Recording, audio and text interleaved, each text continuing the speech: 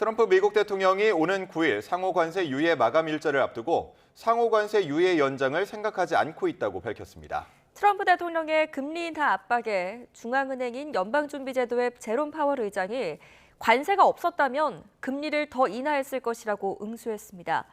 뉴욕 연결해서 자세한 소식 들어봅니다. 이수윤 특파원, 트럼프 대통령이 또 상호 관세와 관련해서 예측 불허의 언행을 이어갔다고요?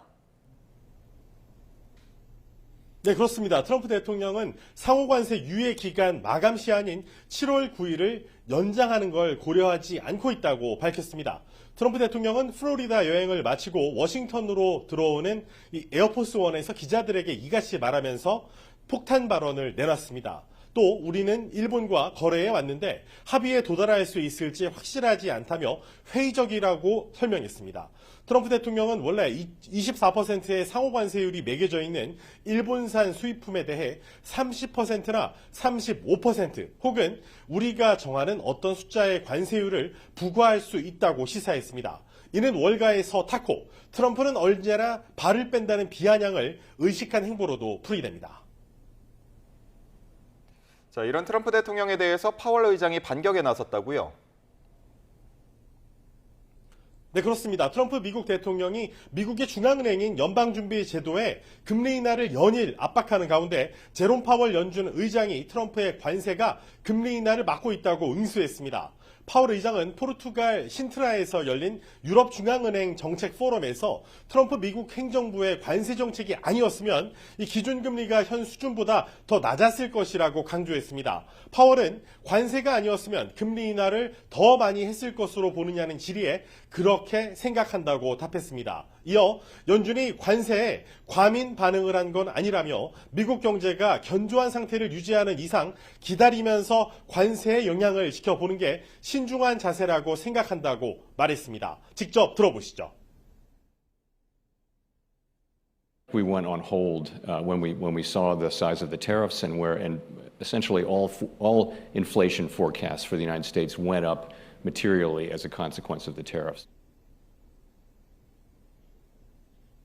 파월 의장은 관세가 미국 경제에 미치는 영향이 아직은 가시화하지 않았다면서 관세가 인플레이션에 영향을 미치는 시기나 규모, 지속성은 매우 불확실하다고 설명했습니다. 다만 여름 동안 일부 수치들이 더 높은 수준을 보일 것으로 예상한다며 하지만 우리가 예상했던 것보다 더 높거나 낮을 수도 있고 더 늦거나 빠를 수도 있다고 내다봤습니다. 올해의 키워드라고 보통 회자되는 uncertainty, 정말 불확실성이 이 관세 영향에도 적용되는 셈입니다. 파월 의장은 트럼프 대통령의 공격에 대한 질문에 최대 고용과 물가 안정, 금융 안정성에만 100% 집중하고 있다고 밝혔습니다. 이에 크리스틴 라가르드 유럽중앙은행 총재와 이창용 한국은행 총재 등은 동의한다며 박수를 보냈습니다. 직접 들어보시죠. Maximum employment, price stability, financial stability. And that's what we focus on, 100%.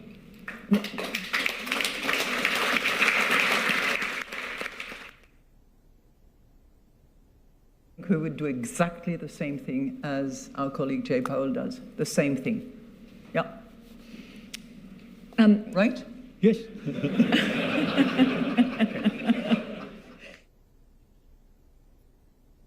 트럼프의 관세 정책을 담은 크고 아름다운 법안이 미 연방의회 상원을 극적으로 통과한 가운데 파월 의장은 연방 재정 운영 방향이 지속 가능하지 않다며 우회적으로 문제점을 지적했습니다. 특히 부채 수준은 지속 가능하지만 재정 운용 방향은 그렇지 않은 만큼 이 문제를 조만간 해결해야 한다면서 늦은 것보다는 빨리 하는 게 낫다고도 강조했습니다.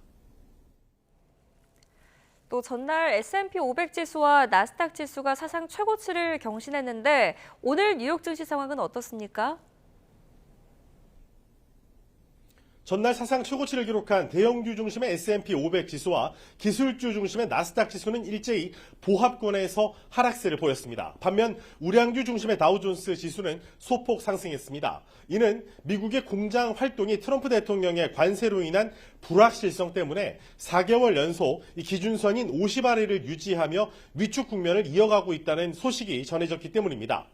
이 공급관리연구소 ISM의 이 제조업 지수는 지난달 49%를 기록해 5월에 48.5%보다는 높았지만 여전히 해당 부문의 확장을 나타내는 기준선인 50%에 미치지 못했습니다. 특히 신규 주문과 미결제 주문 지수는 더 빠른 속도로 수축하고 있어 수요 지표가 여전히 재고와 생산 개선과는 엇갈린 흐름을 보이고 있다고 경고했습니다. ISM은 미국 기업들이 생산량이 증가했지만 여전히 이 고용에 신중하다면서 관세로 인한 가격 상승이 가속화했고 제조업 활동이 약화했다고 분석했습니다. 실제로 이 금속 제품 부문의 경우에는 관세 불확실성으로 인해 고객들의 의사결정을 주저하면서 지난 4주에서 6주 동안 사업이 눈에 띄게 둔화한 것으로 나타났습니다. 기계 부문의 경우에는 관세로 인한 혼란이 전 세계는 물론 미국에서도 판매를 완전히 중단시켜서 주문이 거의 없다는 볼멘 소리가 현장에서 터져나오고 있습니다.